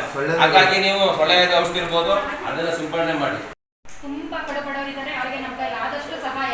ಈಗ ನೀವು ಹೇಳ್ದಂಗೆ ಕಿಟ್ BPL ಕಾರ್ಡ್ ಇದರಲ್ಲಿ ಕಿಟ್ ವಿತರಣೆ ಮಾಡೋಕ್ಕೆ ನಾವು ಸರ್ಕಾರದಿಂದ ಈಗ ಯಾವುದೇ ರೀತಿಯಿಂದ ಇದ್ರೂ ನಮ್ಮ ಕೈಲಿ ಆದ ಇದನ್ನ ನಾವು ಪ್ರಯತ್ನ ಮಾಡೋಣ. ನಮ್ಮ ಮುನ್ಸಿಪಾಲಿಟಿಯಿಂದ ನಾವು ಏನು ಮಾಡ್ಬೋದು ಪುರಸಭಾ ವತಿಯಿಂದ ಅದನ್ನ ಮಾಡೋಕ್ಕೆ ನಾವು ಪ್ರಯತ್ನ ಪಡೋಣ. ಹಾಗೆಯೇ ನಮ್ಮ ಸ್ವಂತ ಇದರಿಂದ ಮಾಡೋಕ್ಕೆ ಮತ್ತು ನಮ್ಮ ವಾರ್ಡಿನ ಜನಗಳಿಗೆ ನಾವು ವಾರ್ಡಿನ ಪ್ರತಿನಿಧಿಗಳು ಅರಿವು ಮೂಡಿಸೋ ಕಾರ್ಯಕ್ರಮ ನಾವು ಫಸ್ಟ್ ನಾಳೆಯಿಂದನೇ ಮಾಡ್ಕೋಬೇಕು ಅಂತ ನಾನು ನಿಮ್ಮಲ್ಲಿ ಕೇಳ್ಕೊತಾ ಇದ್ದೀನಿ. ಯಾಕಂದರೆ ನಿಮ್ಗಳ ಪಾತ್ರನೂ ಇಲ್ಲಿ ತುಂಬ ಇದೆ. ಇದು ಜನಗಳ ಆರೋಗ್ಯದ ಹಿತದೃಷ್ಟಿಯಿಂದ ಈಗ ಅವ್ರು ಹೇಳ್ದಂಗೆ 2 ತಿಂಗಳಲ್ಲಿ ನಾವು ಎಲ್ಲ ಇದು ಮಾಡಿಕೊಂಡು ಆಗ ಕೈ ಚೆಲ್ಲಿ ಕೂರೋದಕ್ಕಿಂತ ಈಗಲೇ ನಾವು ಎಚ್ಚೆತ್ಕೊಂಡ್ರೆ ಜನಗಳ ಆರೋಗ್ಯನ ಕಾಪಾಡ್ಕೋಬೋದು ಅನ್ನೋ ಒಂದು ಹಿತದೃಷ್ಟಿಯಿಂದ ನಾನು ನಿಮ್ಮಲ್ಲಿ ಕಳಕಳಿಯಿಂದ ಕೇಳ್ಕೊತಾ ಇದ್ದೀನಿ. ನಿಮ್ಮ ವಾರ್ಡ್ಗೆ ನೀವುಗಳೇನೆ ಆದಷ್ಟಕ್ಕೂ ಜನಗಳಲ್ಲಿ ಜಾಗೃತಿ ಮೂಡಿಸುವಂಥ ಕಾರ್ಯಕ್ರಮನ ನೀವು ಮಾಡ್ಕೋಬೇಕು ಅಂತ ನಾನು ನಿಮ್ಗಳ ಎಲ್ಲ ಸದಸ್ಯರಲ್ಲೂ ಕೇಳ್ಕೊತಾ ಇದ್ದೀನಿ. ಪುರಸಭೆಯ ಸದಸ್ಯರನ್ನು ಒಳಗೊಂಡಂತೆ ಕೋವಿಡ್ ನಿಯಂತ್ರಣಾ ಸಮಿತಿ ರಚನೆ ಮಾಡಿ ಕೋವಿಡ್ ನಿಯಂತ್ರಣ ಮಾಡಲು ಪುರಸಭೆಯ ಎಲ್ಲಾ ಸದಸ್ಯರು ಸಹಕಾರ ನೀಡಬೇಕು, ತಮ್ಮ ವಾರ್ಡ್ಗಳಲ್ಲಿರುವ ಕೋವಿಡ್ ಸೋಂಕಿತರ ಬಗ್ಗೆ ಮಾಹಿತಿ ನೀಡಬೇಕು, ಕೋವಿಡ್ ಪಾಸಿಟಿವ್ ಬಂದಿರುವವರನ್ನು ಕಡ್ಡಾಯವಾಗಿ ಕೋವಿಡ್ ಕೇರ್ ಕೇಂದ್ರಗಳಲ್ಲಿ ಚಿಕಿತ್ಸೆಗೆ ದಾಖಲು ಮಾಡುವಂತೆ ಮನವರಿಕೆ ಮಾಡಿಕೊಡಬೇಕು, ಯಾವುದೇ ಕಾರಣಕ್ಕೂ ಮನೆಯಲ್ಲಿ ಪ್ರತ್ಯೇಕ ರೂಂಗಳ ವ್ಯವಸ್ಥೆ ಇಲ್ಲದಿದ್ದರೆ ಹೋಮ್ ಐಸೋಲೇಷನ್ ಇರಲು ಅವಕಾಶ ಮಾಡಿಕೊಡಬಾರದು, ಈ ಮೂಲಕ ಕೋವಿಡ್ ಬೇರೆಯವರಿಗೆ ಹರಡದಂತೆ ನೋಡಿಕೊಳ್ಳಬೇಕು, ಈ ಮೂಲಕ ಆರೋಗ್ಯವಂತ ಪಟ್ಟಣದ ನಿರ್ಮಾಣಕ್ಕೆ ಕೈಜೋಡಿಸಬೇಕು ಎಂದು ಪುರಸಭೆಯ ಮುಖ್ಯಾಧಿಕಾರಿ ಸತೀಶ್ ಮನವಿ ಮಾಡಿದರು. ನಂತರ ಸಬ್ ಇನ್ಸ್ಪೆಕ್ಟರ್ ಬಿಪಿ ಬ್ಯಾಟರಾಯಗೌಡ ಮಾತನಾಡಿ, ಪಟ್ಟಣದಲ್ಲಿ ಸಾಮಾಜಿಕ ಅಂತರ ಕಾಪಾಡಿಕೊಳ್ಳಬೇಕು, ಅನಗತ್ಯವಾಗಿ ಹೊರಗಡೆ ಹೋಗಬಾರದು, ಹೋಗಲೇಬೇಕೆಂದರೆ ಕಡ್ಡಾಯವಾಗಿ ಮಾಸ್ಕ್ ಹಾಕಿ ಸಾಮಾಜಿಕ ಅಂತರ ಕಾಯ್ದುಕೊಂಡು ಅಗತ್ಯ ವಸ್ತುಗಳನ್ನು ಕೊಳ್ಳಬೇಕು, ಪುರಸಭೆಯ ಸದಸ್ಯರು ತಮ್ಮ ತಮ್ಮ ವಾರ್ಡ್ಗಳಲ್ಲಿ ಕರಪತ್ರ ಮುದ್ರಿಸಿ ನಿಮ್ಮ ಮತದಾರರಿಗೆ ಕೊರೋನಾ ಬಗ್ಗೆ ಜನಜಾಗೃತಿ ಮೂಡಿಸಬೇಕು, ಚುನಾವಣಾ ಸಮಯದಲ್ಲಿ ತಾವು ಗೆಲ್ಲಬೇಕೆಂದು ಹಾಕುವ ಎಲ್ಲಾ ರೀತಿಯ ಪ್ರಯತ್ನಗಳನ್ನು ಕೊರೋನಾ ಹೋಗಲಾಡಿಸಲು ಪ್ರಾಮಾಣಿಕ ಪ್ರಯತ್ನ ಹಾಕಬೇಕು, ಈ ಮೂಲಕ ನಿಮ್ಮನ್ನು ಗೆಲ್ಲಿಸಿದ ಮತದಾರರ ಆರೋಗ್ಯ ಕಾಪಾಡಲು ಕೈಜೋಡಿಸಬೇಕು ಎಂದು ಪುರಸಭೆಯ ಕೌನ್ಸಿಲರ್ಸ್ಗಳಿಗೆ ಮನವಿ ಮಾಡಿದರು. ಮಾಡಬೇಕು ಅನ್ನೋದು ಕೂಡ ಇಲ್ಲ, ಪ್ರತಿಯೊಬ್ಬನು ಕೂಡ ಯಾಕೆ ಅಂದ್ರೆ ಅವರಿಗೆ ಬಂದ್ರೆ ನನಗೆ ಬರಲ್ಲ ಅನ್ನೋದಿಲ್ಲ. ಸೊ ಇವ್ರಿಗೆ ಬಂದಿದೆ ಅಂತಂದ್ರೆ ನಮ್ಮ ಕಮ್ಯುನಿಟಿ ಒಳಗಡೆ ಅವ್ರು ಇದ್ದಾರೆ ಅಂತಂದ್ರೆ 100% ನಮಗೂ ಕೂಡ ಬರುತ್ತೆ. ಸೊ ನನ್ನನ್ನು ನಾವು ಸೇವ್ ಮಾಡ್ಕೊಳ್ಬೇಕಾಗಿದೆ. ಆ ಉದ್ದೇಶದಿಂದ ಇವತ್ತು ನಮಗೆ ಯಾರಿಗೂ ಕೂಡ ಇರೋದು ಮನೆ ಬೇಕು, ದುಡ್ಡನ್ನ ಮನೆ ಒಳಗೆ ಗಂಟು ಇಟ್ಕೊಂಡು ಕೂತ್ಕೊಂಡ್ರೆ ಆಗಲ್ಲ. ಸೊ ಅದಕ್ಕೋಸ್ಕರ ಇವತ್ತು ನಾವು ಬದುಕಬೇಕು ಅನ್ನೋದಾದ್ರೆ ನಮ್ಮಲ್ಲಿರೋ ಹಣ ಖರ್ಚು ಮಾಡಿ ಏನಾದರೂ ಇದು ಮಾಡಬೇಕು. ಹಣ ಖರ್ಚು ಮಾಡ್ತೀವಿ, ಆದರೂ ನಮಗೆ ಒಂದು ಆಕ್ಸಿಮೀಟರ್ ಸಿಗ್ತಾ ಇಲ್ಲ, ಮಾಸ್ಕ್ ಅಂತೂ ದುರ್ಲಭ, ಈ N95 ಮಾಸ್ಕೇ ಸಿಗ್ತಾ ಇಲ್ಲ. ಸೊ ಈ ವ್ಯವಸ್ಥೆ ಒಳಗೆ ನಾವು ಹೊಸೋಗಿದ್ದೀವಿ. ಡಾಕ್ಟರ್ ಬೈದರೂ ಪ್ರಯತ್ನ ಇಲ್ಲ, ಅಲ್ಲಿ ಬೆಡ್ ಎಲ್ಲ ಫುಲ್ ಇದಿದೆ, ಇದಾಗಿಲ್ಲ. ಯಾಕೆ ಅಂದರೆ ನಾವು ಏನು ಮಾಡಿದ್ದೀವಿ, ಊರೆಲ್ಲ ಸೇರಿಕೊಂಡು ನಾವು ಜನಪ್ರತಿನಿಧಿಗಳಾಗಿ ನಾವೆಲ್ಲ ಏನು ಮಾಡ್ತೀವಿ, ಒಂದು ದೇವಸ್ಥಾನ ಕಟ್ಟಬೇಕಂದ್ರೆ ಎಲ್ಲ 1000, 1000, 2000 ದುಡ್ಡು ಕೊಡ್ತಿದ್ದೋ. ಹಾಸ್ಪಿಟ್ಲ್ ಕಟ್ತಾ ಇದೀವಿ ಅಂತ ಯಾರನ್ನ ದುಡ್ಡು ಕೊಟ್ಟಿದ್ದು ಮನೋಭಾವದಲ್ಲಿ ಇಲ್ಲ. ನಾವು ಇವತ್ತು ನಮಗೆ ಆ ಪರಿಸ್ಥಿತಿ ನಮಗೆ ಪಾಠ ಆಗ್ತಾ ಇದೆ. ನಾವೆಲ್ಲರೂ ಕೂಡ ದುಡ್ಡನ್ನ ನಾವೇ ಸರ್ಕಾರ ದುಡ್ಡನ್ನೇ ತಗೊಂಡು ದೇವಸ್ಥಾನಕ್ಕೆ ಹಾಕ್ತೀವಿ, ಇವತ್ತು ಹಾಸ್ಪಿಟ್ಲಿಗೆ ಹಾಕಿಲ್ಲ. ಇವತ್ತು ನಾವೆಲ್ಲ ಅನುಭವಿಸಿರೋದು ಇದೇ ಉದ್ದೇಶ. ಇದೇ ಉದ್ದೇಶ ನಾವು ಇವತ್ತು ಇಷ್ಟು ಕಷ್ಟ ಅನುಭವಿಸ್ತಾ ಇದ್ವಿ. ಹಂಗಾಗಿ ನಾವೆಲ್ಲರೂ ಇವತ್ತೆಲ್ಲರೂ ನಿಂತ್ಕೊಂಡು ಕೆಲಸ ಮಾಡಬೇಕಾಗಿದೆ. ಅಧ್ಯಕ್ಷರು ಕರೆಸೋ ಉದ್ದೇಶ ನಾನೇ ಅಂದ್ಕೊಂಡಿದ್ದೀನಪ್ಪ ಅಂದರೆ ಕೇವಲ ಅಧಿಕಾರಿ ಮಟ್ಟದಲ್ಲೇ ಆಗಲ್ಲ, ನೀವು ಕೂಡ ಅಧಿಕಾರಿಗಳ ಕೈ ಜೋಡಿಸಿ ನೀವು ಅಧಿಕಾರಿಗಳ ಥರ ಕೆಲಸ ಮಾಡಬೇಕು ಅನ್ನೋ ಉದ್ದೇಶದಲ್ಲಿ ಇವತ್ತು ನಿಮ್ಮ 23 ವಾರ್ಡನ್ನು ಕರೆಸಿದ್ದಾರೆ. ಸೊ ಇದರಲ್ಲಿ ನಾವು ಹೇಳ್ತಾ ಇರೋದು ನಿಮ್ಮ ಏನು ನಿಮ್ಮ ಇದರೊಳಗಡೆ ಎಲೆಕ್ಷನ್ ಟೈಮ್ ನಾವು ನೋಡಿದ್ವಿ, ನಮ್ಮ ದೇಶದ ಪ್ರಜಾಪ್ರಭುತ್ವ ವ್ಯವಸ್ಥೆಯಲ್ಲಿ ಎಲೆಕ್ಷನ್ ಹೇಗೆ ಮಾಡ್ತೀವಿ ಅಂತ ದೊಡ್ಡ ಹಬ್ಬದ ರೀತಿಯಲ್ಲಿ ಮಾಡ್ತೀವಿ. ದೊಡ್ಡ ಪ್ರಚಾರಗಳು, ಹೊಗಳಿಕೆಗಳು, ಆರ ತುರಾಯಿ, ದುಡ್ಡಿನ ಇದು ಎಂಡ ಇದೆಲ್ಲ ಟಿ ವಿ ಮಾಧ್ಯಮದಲ್ಲಿ ನೋಡ್ತೀವಿ. ಅದು ನೈಜತೆ ಕೂಡ ಇದೆ. ಮಾಹಿತಿ ಬಂದಾಗ ಕೇಸು ಆಗ್ತಾ ಇದೆ, ಕಾನೂನಲ್ಲೇ ಕ್ರಮನೂ ಆಗ್ತಾ ಇದೆ, ನೋಡಿದ್ದೀವಿ. ಸೊ ಆ ಒಂದು ಹಬ್ಬವನ್ನು ನಾವು ಇವಾಗ ಆಚರಣೆ ಮಾಡಬೇಕಾದ ಅನಿವಾರ್ಯತೆ ಇದೆ. ಹೇಗೆ ನಾನು ಗೆಲ್ಲಬೇಕು, ಅವನಿಗಿಂತ ಹೆಚ್ಚು ಓಟನ್ನು ತಗೊಳ್ಬೇಕು ಅಂತ ನಾವು ಹೆಚ್ಚು ಏನೇನು ಪ್ರಯತ್ನಗಳು ನೇರ ಮಾರ್ಗದಲ್ಲಿ, ವಾಮ ಮಾರ್ಗದಲ್ಲಿ ಏನೇನು ಮಾಡ್ತಿದ್ವಿ, ಆ ಎಲ್ಲ ಕೆಲಸಗಳನ್ನು ಕೂಡ ಇವತ್ತು ನಾನು ಬದುಕಬೇಕಾಗಿದೆ. ನಾನು ಬದುಕಬೇಕು, ಸ್ವಾರ್ಥ ನಿಮಗೋಸ್ಕರನೇ, ಬೇರೆ ಬದುಕೋದು ಬೇಡ. ನಾನು ಬದುಕಬೇಕು ಅಂದರೆ ಸಮುದಾಯದಲ್ಲಿರೋರು ಬದುಕಲೇಬೇಕು. ಅವನಿಗೆ ಇನ್ಫೆಕ್ಟ್ ಆದರೆ 100% ಅಲ್ಟಿಮೇಟ್ಲಿ 15 ದಿನಕ್ಕೋ 6 ತಿಂಗಳಿಗೋ 7 ತಿಂಗಳಿಗೋ ನನಗೆ ಮತ್ತೆ ಬರುತ್ತೆ, ನನಗೂ ಸೇರ್ಕೊಳ್ಳುತ್ತೆ, ನಾನು ಸಾಯ್ತೀನಿ ಅವ್ರ ಜೊತೆ. ನಾಳೆ ಅವನು ಹೋಗ್ತಾನೆ, ಇವತ್ತು ಅವನು ಹೋಗ್ತಾನೆ, ನಾಳೆ ನಾನು ಹೋಗ್ತೀನಿ. ಸೊ ಹಂಗಾಗಿ ಇವತ್ತು ನಾನು ಬದುಕಲೇಬೇಕು, ನನಗೋಸ್ಕರ ನಾನು ಮಾಡಬೇಕು ಅಂತೇಳಿ ಚುನಾವಣಾ ಪ್ರಚಾರ ಥರನೇ ಇವತ್ತು ನೀವು ಏನು ಮೈಕ್ ಹಾಕೊಂಡು ಪ್ರಚಾರ ಮಾಡ್ತಿದ್ರಿ. ಈ ಪುರಸಭೆ ಯಾವುದೋ ಒಂದು ವೆಹಿಕಲ್ ಮಾಡ್ತಾ ಇದ್ದು ದಯವಿಟ್ಟು ಬಿಡಿ. ಇನ್ನು ಮುಂದೆ ನಿಮ್ಮ ವಾರ್ಡ್ ಸೀಮಿತ ತುಂಬ ಚಿಕ್ಕದಿದೆ, ಒಂದು ವೆಹಿಕಲನ್ನು ಅರೇಂಜ್ ಮಾಡಿ ಮೈಕ್ ಹಾಕಿಸಿ.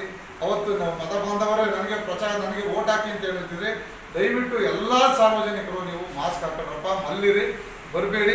ಇಷ್ಟು ಗಂಟೆ ನೀವು ಅವಕಾಶ ಕೊಟ್ಟಿದೆ, ಸೋಷಿಯಲ್ ಡಿಸ್ಟೆನ್ಸ್ ಹಾಕೊಂಡು ಕಿವಿಗೆ ಚುಚ್ಚಿ ಹೋಗ್ಬೇಕು. ಅವ್ರಿಗೆ ಪ್ರತಿದಿನ ನಿಮ್ಮ ವಾರ್ಡಲ್ಲಿ ಮೈಕಲ್ ಅನೌನ್ಸ್ ಹೊಡಿತಾ ಇರಬೇಕು. ಸೊ ಆ ಥರದೊಂದು ಪ್ರಚಾರ ನಿಮ್ಮ ಇದರಿಂದ ಒಂದು ಇವತ್ತಿನ ನೋಡಬೇಕು. ಯಾಕಂದರೆ ಗ್ರೂಪ್ ಇದೆ, ನಾವು TMC ಪೊಲೀಸ್ ಗ್ರೂಪ್ ಮಾಡಿದ್ದೀವಿ. ಸೊ ನಾನು ಇವತ್ತಿನ ನೋಡ್ತೀನಿ ಯಾರು ಆ ಥರದ್ದು, ನನಗೆ ಒಂದು ಕೆಲವು ಪಾಯಿಂಟ್ಸ್ ಹೇಳ್ತೀನಿ, ಅವನ್ನ ಯಾರು ಮಾಡ್ತೀರೋ ಅದನ್ನ ದಯವಿಟ್ಟು ಗ್ರೂಪಲ್ಲಿ ಹಾಕಿ. ಸಭೆಯಲ್ಲಿ ತಾಲೂಕು ಆರೋಗ್ಯಾಧಿಕಾರಿ ಡಾಕ್ಟರ್ ಮಧುಸೂದನ್, ಪುರಸಭೆಯ ಸದಸ್ಯರುಗಳು ಸೇರಿದಂತೆ ಇತರರಿದ್ದರು. ಮದ್ದೂರು ತಾಲೂಕು ಭಾರತೀನಗರದ ಗ್ರಾಮ ಪಂಚಾಯಿತಿಯಲ್ಲಿ ಪಂಚಾಯಿತಿ ಸಿಬ್ಬಂದಿಗಳಿಗೆ ಹಾಗೂ ಸದಸ್ಯರಿಗೆ ಕೊರೋನಾ ಪರೀಕ್ಷೆ ಮಾಡಲಾಯಿತು. ಈ ಸಂದರ್ಭದಲ್ಲಿ ಸಾಮಾಜಿಕ ಅಂತರವನ್ನು ಕಾಯ್ದುಕೊಂಡು ಮಾಸ್ಕ್ ಧರಿಸಿ ಪಂಚಾಯಿತಿ ಸಿಬ್ಬಂದಿಗಳು ಹಾಗೂ ಸದಸ್ಯರು ಸರತಿ ಸಾಲಿನಲ್ಲಿ ನಿಂತು ಕೋವಿಡ್ ಟೆಸ್ಟ್ ಮಾಡಿಸಿಕೊಂಡರು. ಇದೇ ವೇಳೆ ಗ್ರಾಮ ಪಂಚಾಯಿತಿ ಅಭಿವೃದ್ಧಿ ಅಧಿಕಾರಿ ಎನ್ ಸುಧಾ ಮಾತನಾಡಿ, ಗ್ರಾಮ ಪಂಚಾಯಿತಿಯ ಅಧಿಕಾರಿಗಳು, ಸಿಬ್ಬಂದಿಗಳು ತಮ್ಮ ಜೀವವನ್ನು ಲೆಕ್ಕಿಸದೆ ಸಾರ್ವಜನಿಕರ ಮಧ್ಯೆ ಇದ್ದು ಕೆಲಸ ನಿರ್ವಹಿಸುತ್ತಿದ್ದಾರೆ. ಜೊತೆಗೆ ಕರೋನಾ ಸೋಂಕಿತರ ಮನೆಗಳಿಗೆ ತೆರಳಿ ಸ್ಯಾನಿಟೈಸರ್ ಸಿಂಪಡಣೆ ಮಾಡುವುದು, ಕರೋನಾ ಸೋಂಕಿತರ ಬೀದಿಗಳನ್ನು ಸೀಲ್ಡೌನ್ ಮಾಡುವ ಕೆಲಸವನ್ನು ಮಾಡುತ್ತಿದ್ದಾರೆ. ಹಾಗಾಗಿ ಪಂಚಾಯಿತಿ ಸಿಬ್ಬಂದಿಗಳಿಗೆ ಕರೋನಾ ಟೆಸ್ಟ್ ಮಾಡಿಸಲಾಗುತ್ತಿದೆ ಎಂದರು. ಇದೇ ವೇಳೆ ಗ್ರಾಮ ಪಂಚಾಯಿತಿ ಕಾರ್ಯದರ್ಶಿ ಎಂ ನಿರ್ಮಲಾ, ಅಧ್ಯಕ್ಷ ರವಿಚಂದ್ರ, ಉಪಾಧ್ಯಕ್ಷ ಸೌಭಾಗ್ಯ ಕಬ್ಬಾಳಯ್ಯ ಸೇರಿದಂತೆ ಇತರರಿದ್ದರು. ಜಿಲ್ಲೆಯಲ್ಲಿ ಕೊರೋನಾ ರೋಗಿಗಳಿಗೆ ಯಾವುದೇ ರೀತಿಯ ಸಮಸ್ಯೆಯಾಗದಂತೆ ಅಗತ್ಯ ಕ್ರಮ ಕೈಗೊಳ್ಳಲಾಗಿದೆ ಎಂದು ಜಿಲ್ಲಾ ಉಸ್ತುವಾರಿ ಸಚಿವ ಕೆಸಿ ನಾರಾಯಣಗೌಡ ತಿಳಿಸಿದರು. ಪಟ್ಟಣದ ತಾಲೂಕು ಪಂಚಾಯಿತಿ ಸಭಾಂಗಣದಲ್ಲಿ ಹಮ್ಮಿಕೊಂಡಿದ್ದ ತಾಲೂಕು ಮಟ್ಟದ ಅಧಿಕಾರಿಗಳ ಸಭೆಯ ಅಧ್ಯಕ್ಷತೆ ವಹಿಸಿ ಮಾತನಾಡಿದ ಅವರು, ಪ್ರತಿ ತಾಲೂಕಿನಲ್ಲಿ 1 ರಿಂದ 1.5 ಸಾವಿರ ಬೆಡ್ಗಳ ವ್ಯವಸ್ಥೆ ಮಾಡಲಾಗಿದೆ. ರೋಗಿಗಳಿಗೆ ಆಕ್ಸಿಜನ್, ವೆಂಟಿಲೇಟರ್, ಔಷಧಿ, ಆಹಾರ ಸೇರಿದಂತೆ ಯಾವುದೇ ರೀತಿಯ ತೊಂದರೆಯಾಗದಂತೆ ಹಗಲು ರಾತ್ರಿ ಜಿಲ್ಲಾಡಳಿತ ಮತ್ತು ತಾಲೂಕು ಆಡಳಿತದ ಅಧಿಕಾರಿಗಳು ಪ್ರಾಮಾಣಿಕವಾಗಿ ಕೆಲಸ ಮಾಡುತ್ತಿದ್ದು, ಸಾರ್ವಜನಿಕರು ಇವರಿಗೆ ಸಹಕಾರ ನೀಡಿದರೆ ಕೊರೋನಾ ರೋಗ ನಿಯಂತ್ರಣಕ್ಕೆ ತರಲು ಸಹಕಾರಿಯಾಗುತ್ತದೆ ಎಂದರು. ಬೆಳೆಗೆ ನಾವು ಇವಾಗ ತರಕಾರಿಗೆ ಕೊರತೆ ಇತ್ತು, ರೇಷನ್ಗೆ ಕೊರತೆ ಇತ್ತು, ಕ್ಯೂ ತಾಗ್ತಾ ಇದ್ರೆ ಸ್ವಲ್ಪ ಫ್ರೀಡಮ್ ಮಾಡಿ ಅಂತ ಹೇಳಿದ್ರು. ಅದಕ್ಕೋಸ್ಕರ ನಾವು ರೇಷನ್ ಅಂಗಡಿಗಳು, ತರಕಾರಿ ಅಂಗಡಿಗಳು, ಹಾಲು ಅಂಗಡಿಗಳನ್ನ ಸ್ವಲ್ಪ ಫ್ರೀ ಮಾಡಿದ್ವಿ. ಅದನ್ನ ಮಾಡಲಿಲ್ಲ ಅಂತ ಹೇಳಿದ್ರೆ ಜನಗಳು ಅದಕ್ಕೆ ಯಾಕೆ ಕ್ಯೂ ನಿಲ್ತಾ ಇದ್ದೀವಿ, 12 o'clock ನಂತರ ಓಡಾಡ್ತಾ ಇದ್ದಾರೆ ಜನ. ಅದನ್ನ ಇವಾಗ ನಾನು SP ಅವ್ರಿಗೂ ಸ್ವಲ್ಪ ಹುಷಾರಿಲ್ಲ, ನೆನ್ನೆ ಇದಾಗಿತ್ತು. ಇವಾಗ ನನಗೆ ಮಂಡ್ಯಕ್ಕೆ ಹೋಗ್ತಾ ಇದ್ದೀನಿ, ಅದನ್ನು ಕ್ರಮ ತಗೊಳ್ಬೇಕು. ನಾನು ನೋಡಿದೆ ಮಳವಳ್ಳಿಲೂ ತುಂಬ ಜನ ಇದ್ದಾರೆ, ಇಲ್ಲೂ ನಾನು ಮದ್ದೂರಿನಲ್ಲಿ ಬಂದಾಗಲೂ ನೋಡಿದೆ ಜನಗಳು ಕಾಣ್ತಾ ಇದ್ದಾರೆ. ಇದು ಇರಬಾರ್ದು. ನಿಮ್ಮ ಮುಖಾಂತರನೂ ಒಂದು ಸ್ವಲ್ಪ ಪ್ರಚಾರ ಆಗಬೇಕು. ಬರಬೇಡಿ, ಅನ್ನೆಸೆಸರಿ ಓಡಾಡಬೇಡಿ, ಯಾಕೆ ರಿಕ್ಸ್ ತಗೋತೀರಾ, ಇವೆಲ್ಲ ತಾವು ಹೇಳಬೇಕು. ನೀವು ಹೊಡೆಬೇಡಿ ಅಂತ ಹೇಳ್ತೀರಿ, ಹೊಡಿಬೇಡಿ ಜನಕ್ಕೆ. ಹೊಡೆಯೋದು ತಪ್ಪು, ಹೊಡೆಯೋದು ಬೇಡ. ಎಲ್ಲರೂ ಹೇಳ್ತಾಗ ನಾವು ವಯಸ್ಸಾಗಿರ್ತದೆ, ಹೊಡೆಯೋದು ಬೇಡ. ಅವ್ರನ್ನ ಒಂದು ಭಯದ ವಾತಾವರಣ ಒಂದು ಹೇಳಿ ಅವ್ರಿಗೆ ಮನೆ ಕಳಿಸೋದು ಉತ್ತಮ ಅಂತ ಹೇಳಲಿಕ್ಕೆ. ಕೊರೋನಾ ನಿಯಂತ್ರಣ ಮಾಡಬೇಕಾದ ರಾಜ್ಯ ಹಾಗೂ ಕೇಂದ್ರ ಸರ್ಕಾರ ಹಾಗೂ ಸಚಿವರುಗಳು ಬರೀ ಸುಳ್ಳು ಪ್ರಚಾರದಲ್ಲೇ ತೊಡಗಿದ್ದಾರೆ ಎಂದು ಆನೆಗೋಳ ಗ್ರಾಮ ಪಂಚಾಯಿತಿ ಸದಸ್ಯ ರಮೇಶ್ ಆರೋಪಿಸಿದರು. ಮಂಡ್ಯ ಜಿಲ್ಲೆಯಲ್ಲಿ ದಿನದಿಂದ ದಿನಕ್ಕೆ ಕೊರೋನಾ ಕೇಸುಗಳು ಹೆಚ್ಚುತ್ತಿದ್ದು, ಇದರ ನಿಯಂತ್ರಣ ಹೇಗೆ ಮಾಡಬೇಕು ಎಂಬುದನ್ನು ಚಿಂತಿಸಬೇಕು. ಕೆಆರ್ಪೇಟೆ ತಾಲೂಕಿನ ಹಲವಾರು ಕಡೆ ಕ್ವಾರಂಟೈನ್ನಲ್ಲಿ ಇರುವವರು ಕೊರೋನಾ ಪೀಡಿತ ರೋಗಿಗಳ ಬಗ್ಗೆ ಗಮನಹರಿಸಿ ಕುಂದುಕೊರತೆಗಳನ್ನು ನೀಗಿಸುವ ಕೆಲಸವನ್ನು ನಮ್ಮ ತಾಲೂಕಿನ ಮಾನ್ಯ ಸಚಿವರಾದ ಕೆಸಿ ನಾರಾಯಣಗೌಡ ಮಾಡಬೇಕು ಎಂದು ಒತ್ತಾಯಿಸಿದರು. ಅಲ್ಲದೆ ಯಾವುದೇ ಕೊರೋನಾ ಸಂಬಂಧಿಸಿದ ಬಗ್ಗೆ ಡಿಎಚ್ಒ ಹಾಗೂ ಟಿಎಚ್ಒ ಅವರವರಿಗೆ ಕರೆ ಮಾಡಿದ್ರೂ ಫೋನ್ ತೆಗೆಯುವುದಿಲ್ಲ. ಕಿಕ್ಕೇರಿ ಸಾರ್ವಜನಿಕರ ಆಸ್ಪತ್ರೆಯಲ್ಲಿ ಈಗಾಗಲೇ ವೈದ್ಯರಿಗೆ ಸೇರಿದಂತೆ 2-3 ನೌಕರರಿಗೆ ಕೊರೋನಾ ಪಾಸಿಟಿವ್ ಬಂದಿದೆ. ಇದರ ಬಗ್ಗೆ ದಿನನಿತ್ಯ ಬರುವ ರೋಗಿಗಳ ಪರಿಸ್ಥಿತಿ ಏನು, ಇದರ ಬಗ್ಗೆ ಸೂಕ್ತ ಕ್ರಮ ವಹಿಸಬೇಕು. ಕಳೆದ 2-3 ದಿನದಿಂದ ಕೊರೋನಾ ಲಸಿಕೆ ಹಾಕಿಸಿಕೊಳ್ಳಲು ದಿನನಿತ್ಯ ಆಸ್ಪತ್ರೆ ಬರುತ್ತಿದ್ದಾರೆ. ಆದರೆ ಕೊರೋನಾ ಲಸಿಕೆ ಇಲ್ಲ ಎಂಬುವ ಉತ್ತರ ನೀಡುತ್ತಿದ್ದಾರೆ ಎಂದು ಆರೋಪಿಸಿದರು. ಒಂದು ರೆಸ್ಪಾನ್ಸ್ ತಗೊಳ್ಳಿಲ್ಲ. ಕೇರ್ಪೇಟೆ ತಾಲೂಕಿನಲ್ಲಿ ಸುಮಾರು 20-25 ಜನ ಕರೋನಾ ಬಂದು ಸತ್ತಿದ್ದಾರೆ. ಜನ ಅವ್ರ ಬಗ್ಗೆ ಯಾವುದೇ ಥರ ಈ ಸರ್ಕಾರದಲ್ಲಿ ಒಂದೇ ಒಂದು ಥರ ಜವಾಬ್ದಾರಿ ತಗೊಂಡಿಲ್ಲ. ಏನು ಸಾಮಾನ್ಯ ಜನದ ಮನುಷ್ಯನ ಜೀವಕ್ಕೆ ಬೆಲೆನೇ ಇಲ್ವಾ? ನಮಗೆ ಏನಾಯ್ತು, ಈ ಸರ್ಕಾರ ಐತೋ ಇಲ್ವೋ ನಮ್ಗೆ ಅರ್ಥನೇ ಆಯ್ತೇ ಇಲ್ಲ. ಇವತ್ತೇನಾರ ಕೇಳ್ತಾರೆ, ಕೆಲವು ಮೀಡಿಯಾದವರು ಹೇಳ್ತಾರೆ, ಕೆಲವು ಪ್ರೆಸ್ ಮೀಟ್ ಮಾಡ್ತಾರೆ, ಕೆಲವು ಪುಣ್ಯಾತ್ಮರು ಹೇಳ್ತಾರೆ, ಸರ್ಕಾರದವರೇ ಕೆಲವು ಸುಮಾರು 25-26 ಜನನ ಸರ್ಕಾರದ ಹಾಸ್ಪಿಟ್ಲ್ಗಳಲ್ಲಿ ಕೊಲೆ ಮಾಡಿಬಿಟ್ರು ಅಂತಾರೆ, ಸಾಯಿಸ್ಬಿಟ್ರು ಅಂತಾರೆ. ಕೊಲೆ ಮಾಡಿದ್ರು ಅಲ್ಲ, ಸಾಯಿಸ್ಬಿಟ್ರು ಅಂತಾರೆ. ಇಂಥ ಪರಿಸ್ಥಿತಿ ಎಲ್ಲಿ ನಾವು ಹೆಂಗೆ ಜೀವನ ಮಾಡೋದು? ಆ ಕೋಟಿ ರಾಮು ಅಂತಾರೆ, ಅಂಥ ಪುಣ್ಯಾತ್ಮರೇ ಸಾಯ್ತಾವ್ರೆ.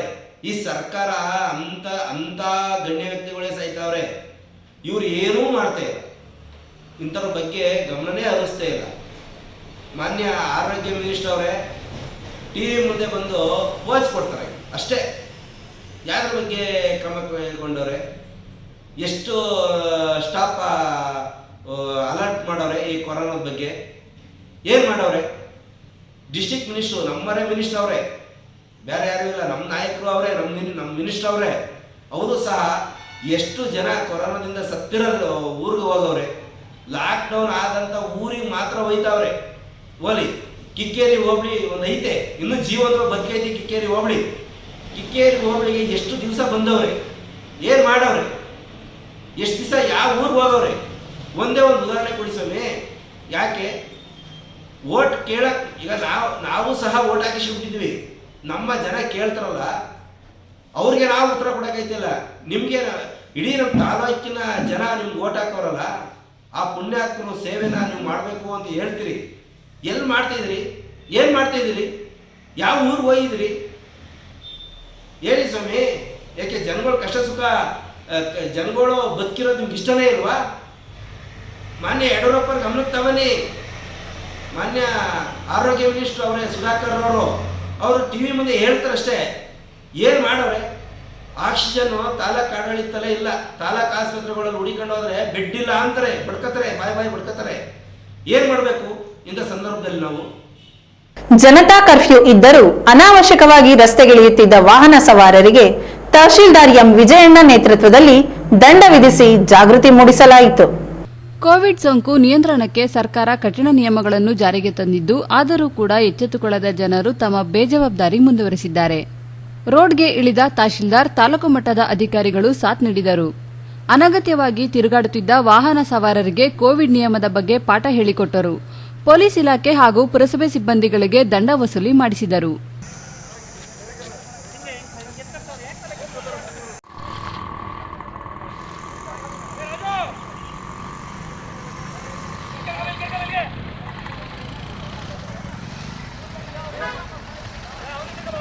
ಇದೇ ವೇಳೆ ಪುರಸಭೆ ಪ್ರಭಾರ ಮುಖ್ಯಾಧಿಕಾರಿ ಚಂದ್ರಶೇಖರ್, ತಾಲೂಕು ಪಂಚಾಯಿತಿ ಇಒ ಬಿಎಸ್ ಸತೀಶ್, ಸಮಾಜ ಕಲ್ಯಾಣ ಇಲಾಖೆಯ ಸಹಾಯಕ ನಿರ್ದೇಶಕ Nanjundegowda, inspector AK Rajesh, PSI Hanumanthakumar, ಗ್ರಾಮಾಂತರ ಪಿಎಸ್ಐ ಡಿ ರವಿಕುಮಾರ್ ಸೇರಿದಂತೆ ಹಲವರಿದ್ದರು. ಮದ್ದೂರು ತಾಲೂಕು ಮೆಳ್ಳಹಳ್ಳಿ ಗ್ರಾಮದಲ್ಲಿ 7ಕ್ಕೂ ಹೆಚ್ಚು ಮಂದಿಗೆ ಕೊರೋನಾ ಸೋಂಕು ಹರಡಿದ್ದ ಹಿನ್ನೆಲೆಯಲ್ಲಿ ಮೆಳ್ಳಹಳ್ಳಿಯ ಒಂದು ಬೀದಿಯನ್ನು ಸೀಲ್ ಡೌನ್ ಮಾಡಲಾಗಿದೆ. ಈ ಸಂದರ್ಭದಲ್ಲಿ ಕ್ಷೇತ್ರದ ಆರೋಗ್ಯಾಧಿಕಾರಿ ಕೃಷ್ಣೇಗೌಡ ಮಾತನಾಡಿ, ಪ್ರತಿ ಹಳ್ಳಿಗಳಲ್ಲೂ ಕೊರೋನಾ ಹೆಚ್ಚಳವಾಗುತ್ತಿದೆ. ಇದನ್ನು ತಡೆಗಟ್ಟಲು ಪ್ರತಿಯೊಬ್ಬರು ಸಹಕರಿಸಬೇಕು. ಹಾಗಾಗಿ ಕೊರೋನಾ ಹರಡಿರುವಂತಹ ಬೀದಿಗಳನ್ನು ಸೀಲ್ಡೌನ್ ಮಾಡಲಾಗುತ್ತಿದೆ ಎಂದರು. ಹಲಗೂರು ಸಮೀಪದ ಬೆಳ್ತೂರು ಗ್ರಾಮದಿಂದ ಹಣ್ಣು ಹಾಗೂ ತರಕಾರಿಗಳನ್ನು ಕೊಳ್ಳಲು ಸುಮಾರು 15 ಕಿಲೋಮೀಟರ್ಗಳಿಂದ ಹಲಗೂರಿಗೆ ಬಂದು ಸಾಮಾನು ಖರೀದಿಸಿ ಹಲಗೂರಿನ ಕೆಎಸ್ಆರ್ಟಿಸಿ ಬಸ್ ಸ್ಟ್ಯಾಂಡ್ ಮುಂಭಾಗ ಹೋಗು ಬರುವ ವಾಹನಗಳಿಗೆ ಕೈ ತೋರಿಸಿದರೂ ಸಹ ಯಾರೂ ಸ್ಪಂದಿಸದ ದೃಶ್ಯ ಕಂಡುಬಂತು.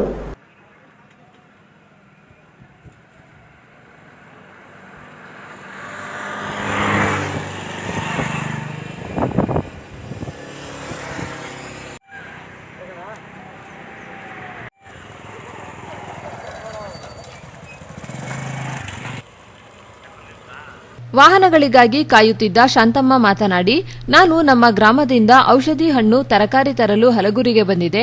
ಆದರೆ ವಾಹನಗಳಿಲ್ಲದ ಕಾರಣ ನಮ್ಮ ಗ್ರಾಮಸ್ಥರು ಹಾಗೂ ಗುರುತಿನವರ ಬೈಕ್ಗಳು ಇದೇ ರಸ್ತೆಯಲ್ಲಿ ಹೋಗುತ್ತಿದ್ದರೂ ಸಹ ಕೈ ತೋರಿಸಿದ್ದರೂ ಯಾರೂ ನಿಲ್ಲಿಸುತ್ತಿಲ್ಲ. ಕೊರೋನಾ ಎಂಬ ಮಹಾಮಾರಿ ಒಬ್ಬ ಮನುಷ್ಯನನ್ನು ಕಂಡು ಇನ್ನೊಬ್ಬ ಮನುಷ್ಯನನ್ನು ಬೆಚ್ಚುವಂತಾಗಿದೆ. ನಾನು ಮಂಕಾಗಿದ್ದೇನೆ, ಸ್ಯಾನಿಟೈಸರ್ ಹಾಕಿದ್ದೇನೆ, 2 ಬಾರಿ ಇಂಜೆಕ್ಷನ್ ಕೂಡ ಮಾಡಿಸಿದ್ದೇನೆ. ಆದರೂ ನನ್ನ ಮೇಲೆ ಜನಗಳಿಗೆ ನಂಬಿಕೆ ಇಲ್ಲ. ಕೊರೋನಾ ಎಂಬ ಮಹಾಮಾರಿ ಯಾವಾಗ ತೊಲಗುತ್ತದೆ ಎಂದರು. ಕೋವಿಡ್-19 ಬಗ್ಗೆ ಭಾಳ ಜನರು ಹೆದರ್ತಾರೆ, ನಮಗೆಲ್ಲಿ ಬಂದ್ಬಿಡುತ್ತೋ ಅಂತ. ನಾವು ಪ್ರಿಕಾಷನ್ ತೊಗೊಂಡಿದ್ದೀವಿ, ಆಲ್ರೆಡಿ 2 ಇಂಜೆಕ್ಷನ್ ತೊಗೊಂಡಿದ್ರೂ ಕೂಡ ಈ ರೂರಲ್ ಏರಿಯಾದಲ್ಲಿ ಅವೇರ್ನೆಸ್ ಇಲ್ಲ ಜನರಿಗೆ. ಸೊ ಮಾಸ್ಕು ಸ್ಯಾನಿಟೈಸೇಷನ್ ಎಲ್ಲ ಮಾಡ್ಕೊಂಡಿರ್ತೀವಿ, ಆದರೂ ಕೂಡ ಜನರು ತುಂಬ ಹೆದರ್ತಾ ಇದ್ದಾರೆ. ಇವನ್ ಆಟೋದವರು ಕೂಡ ನಮಗೆ ಹಳ್ಳಿಗೆ ಆಟೋ ಸಿಗ್ತಾ ಇತ್ತು, ಅವರು ಕೂಡ ಬರೋದಕ್ಕೆ ತುಂಬ ಹಿಂದೆ ಮುಂದೆ ಲೆಕ್ಕ ಹಾಕ್ತಾ ಇದ್ದಾರೆ. ಸುಮಾರು ಅರ್ಧ ಗಂಟೆಯಿಂದ ಇಲ್ಲಿ ವೆಯ್ಟ್ ಮಾಡ್ತಾ ಇದ್ದೀನಿ. ಮನೆಯಲ್ಲಿ ಪೇಷಂಟ್ ಇದ್ದಾರೆ, ಅವ್ರಿಗೆ ಮಾತ್ರೆ ಕೊಡಬೇಕು. ಕೊರೋನಾ ಬರೋಕ್ಕಿಂತ ಮೊದಲೇ ನಾವು ಕೈ ತೋರಿಸದೆ ರೋಡಲ್ಲಿ ನಿಂತಿದ್ರು ಸಹ ಆ ದಾರಿಯಲ್ಲಿ ಹೋಗೋ ಹೆಣ್ಮಕ್ಳೇನೋ ಅಂಥೇಳಿ 2 ವೀಲರ್ಸ್ ಅವರು ಅವರೇ ಗಾಡಿ ನಿಲ್ಲಿಸಿ ಕರ್ಕೊಂಡು ಹೋಗ್ತಾಯಿದ್ರು. ಆದರೆ ಈಗ ಅರ್ಧ ಗಂಟೆಯಿಂದ ಕೈ ತೋರಿಸ್ತಾ ಇದ್ದೀನಿ. ಯಾರೊಬ್ಬರು ನಮ್ಮ ರೂಟ್ಗೆ ಹೋಗೋರು ಸಹ ಯಾರೂ ಸಹಕರಿಸ್ತಾ ಇಲ್ಲ. ತುಂಬ ಕಷ್ಟ ಆಗ್ತಾ ಇದೆ, ಟ್ರಾನ್ಸ್ಪೋರ್ಟ್ ತುಂಬ ಕಷ್ಟ ಆಗ್ತಾ ಇದೆ.